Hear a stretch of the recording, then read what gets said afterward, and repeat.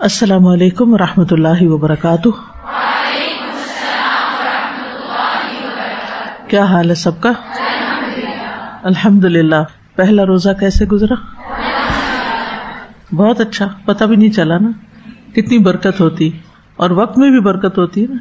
پہلے کتنی فکر ہوتی ہے کہ تراویح کے لیے وقت نکلے گا یا نہیں، سارے کام کیسے ہوں گے، لیکن الحمدللہ یہ شہر مبارک ہے، برکت والا مہینہ ہے، اور اللہ سبحانہ وتعالیٰ وقت میں بھی برکت ڈال دیتا ہے۔ تو آپ نے پھر تراویح کے علاوہ کوئی زیادہ کام کیا جو عام دنوں میں نہیں کرتے نیکی کا؟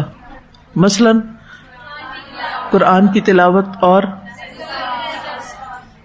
ذکر، شابش، کانشیس ذکر اور حفظ سٹارٹ کیا۔ یہ تو بہت اچھی بات ہے۔ اگر رمضان کے مہینے کے لیے ہر روز کی صرف ایک آیت بھی کر لی جائے تو اس سے کیا ہوگا؟ 30 آیتیں یاد ہو جائیں گی۔ سورۃ ملک تو بہت سے لوگوں کو یاد ہوگی، 30 آیتوں والی۔ سورۃ سجدہ بھی 30 آیتوں والی ہے۔ تو کوئی بھی 30 آیتوں کا ٹارگٹ آپ سیٹ کر سکتے ہیں، چھوٹی چھوٹی آیتوں والی کوئی سورت یاد کر سکتے ہیں، تو انشاءاللہ اس رمضان کا تحفہ ہوگا آپ کے لیے۔ اس کے علاوہ جو بات میں آپ سے کرنا چاہتی ہوں وہ یہ کہ نمازوں کی خاص حفاظت اور نماز پر توجہ اور نماز میں یکسوئی اور نماز کو بر وقت ادا کرنا۔ سعید بن مسیب کہتے ہیں کہ رسول اللہ صلی اللہ علیہ وسلم نے فرمایا، اللہ تعالیٰ نے فرمایا کہ میں نے آپ کی امت پر 5 نمازیں فرض کی ہیں، اور اپنے لیے یہ عہد کیا ہے کہ جو شخص اس حال میں میرے پاس آیا کہ ان کے اوقات کی محافظت کرتا رہا، میں اسے ضرور جنت میں داخل کروں گا، اور جو ان کی محافظت نہ کرتا رہا اس کے لیے میرے ہاں کوئی عہد نہیں۔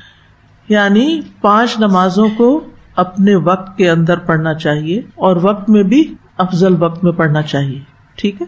تو آپ رمضان کا ایک ٹارگٹ یہ سیٹ کر سکتے ہیں کہ آپ کیا کریں، وقت کے اندر نماز پڑھیں اور افضل وقت میں نماز پڑھیں، ٹھیک ہے؟ اور اس کے ساتھ ساتھ یعنی فرض نمازوں کے علاوہ نوافل کا بھی اہتمام کریں۔ وہ کیوں؟ یعنی تہجد کے نوافل ہو گئے، تراویح ہو گئی، لیکن اس کے ساتھ ساتھ اور کون سے نوافل ہو سکتے ہیں؟ اشراق کے، چاشت کے، اور تحیۃ الوضو، اور نماز کے آس پاس جو سنتیں اور نفل ہوتے ہیں، میں نے دیکھا بہت سے لوگ ان کی طرف توجہ نہیں کرتے۔ یہ جو سنتیں ہیں نا، بیسیکلی یہ بھی اصل میں نفل ہی ہیں۔ ایک فرض نماز ہوتی ہے اور ایک نفل ہوتی ہے۔ پھر سنت کو یا نفل کو آگے مزید تقسیم کیا گیا کہ مؤکدہ اور غیر مؤکدہ، اور پھر اس میں سے کچھ سنتیں ایسی ہیں کہ جو سنن رواتب کہلائی جاتی ہیں۔ تو یہ کیوں پڑھنی چاہیے؟ ایک حدیث میں آتا ہے، ابو ہریرہ رضی اللہ عنہ کہتے ہیں کہ رسول اللہ صلی اللہ علیہ وسلم نے فرمایا، یقیناً اللہ تعالیٰ فرماتا ہے کیا کہ فرائض کی ادائیگی سے زیادہ بندہ کسی چیز سے میرا قرب حاصل نہیں کر سکتا۔ یعنی اگر کوئی شخص اللہ تعالیٰ کے قریب ہونا چاہتا ہے تو کیا کرے؟ فرائض کی ادائیگی کرے، فرائض کو پراپر طریقے سے ادا کرے، ساری شرائط کے ساتھ۔ اور میرا بندہ مسلسل نوافل کے ذریعے میرا قرب حاصل کرتا رہتا ہے، یہاں تک کہ میں اس سے محبت کرنے لگ جاتا ہوں۔ فرائض سے کیا حاصل ہوا؟ قرب۔ نوافل سے کیا حاصل ہوا؟ اللہ کی محبت۔ کس کس کو چاہیے اللہ کی محبت؟ سب کو ہی چاہیے۔ تو پھر کیا سب نوافل کا اہتمام کریں گے؟ انشاءاللہ۔ فرمایا پھر جب میں اس سے محبت کرنے لگتا ہوں تو اس کا کان بن جاتا ہوں جس سے وہ سنتا ہے، یعنی پھر اسے اچھی باتیں سننے کو ملتی ہیں، اور اس کی آنکھ بن جاتا ہوں جس سے وہ دیکھتا ہے، یعنی اس کی آنکھوں میں اللہ تعالیٰ بصیرت پیدا کر دیتا ہے، اور اس کا ہاتھ بن جاتا ہوں جس سے وہ پکڑتا ہے، اور اس کا پاؤں بن جاتا ہوں جس سے وہ چلتا ہے۔ یعنی مراد اس سے یہ ہے کہ وہ انسان پورے کا پورا اپنے آپ کو اللہ تعالیٰ کی اطاعت میں استعمال کرنے لگتا ہے۔ اس کے ہاتھ، پاؤں، آنکھ، کان، سب کچھ کس میں لگ جاتا ہے؟ اللہ کی اطاعت میں۔ اور پھر خوشخبری کیا ہے؟ اور اگر وہ مجھ سے کچھ مانگتا ہے تو میں اسے ضرور دیتا ہوں، یعنی ایسے شخص کی پھر دعائیں قبول ہونے لگتی ہیں۔ اور اگر وہ مجھ سے پناہ مانگے تو میں ضرور اسے پناہ دیتا ہوں۔ کس چیز سے پناہ دیتا ہوں؟ ہمارے دشمن شیطان سے، اور اس کے علاوہ بھی ہر شر سے۔ تو یہ سنتیں اور نفل جو ہیں یہ دراصل ہمارے لیے اللہ سبحانہ تعالیٰ کے قرب کا، محبت حاصل کرنے کا، اور اطاعت میں بہتری لانے کا، اور پھر ہر شر سے بچنے کا ذریعہ ہے، ٹھیک ہے؟ پھر اسی طرح حدیث میں آتا ہے، نبی صلی اللہ علیہ وسلم نے فرمایا، قیامت کے دن لوگوں کے اعمال میں سے سب سے پہلے نماز کا حساب ہوگا.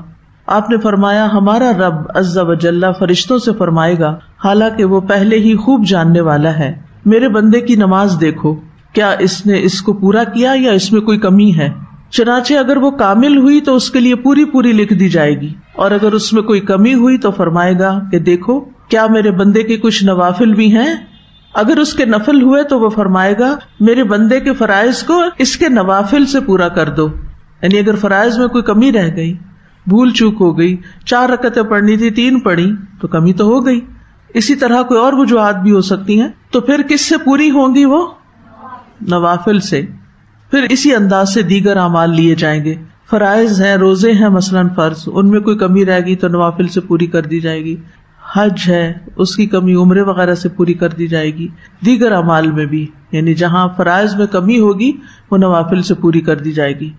تو اس لیے بہت ضروری ہے کہ ہم کیا کریں، فرائض بھی آسان طریقے سے ادا کریں اور اس کے ساتھ ساتھ نوافل کا بھی اہتمام کریں. نمازوں کو مختصر نہ کریں. ہمارے پاس بہت وقت ہوتا ہے، ہم باتیں کرنے پہ آتے ہیں تو گھنٹوں گزار دیتے ہیں. یعنی بعض لوگ تراویح پڑھنے کو بوجھ سمجھتے ہیں، لیکن تراویحوں کے بعد بیٹھ کے خوب سوشلائز کرتے ہیں. تو ہم اپنے اوپر خود چیک رکھیں نا. اللہ تعالیٰ کیا ہمیں دیکھ نہیں رہا کہ ہم کیا کر رہے ہیں؟ تو یہ تو ہم میں سے ہر ایک کا اپنا نصیب ہے کہ اس کی چاہت کیا ہے، وہ اپنے لیے زیادہ کیا کمانا چاہتا ہے. ٹھیک ہے، تو آج کے لیے اتنا ہی کافی. انشاءاللہ میں ہر روز تھوڑی سی بات کروں گی تاکہ نیکیوں کے اس مبارک مہینے میں ہم نیکیوں میں آگے بڑھ سکیں.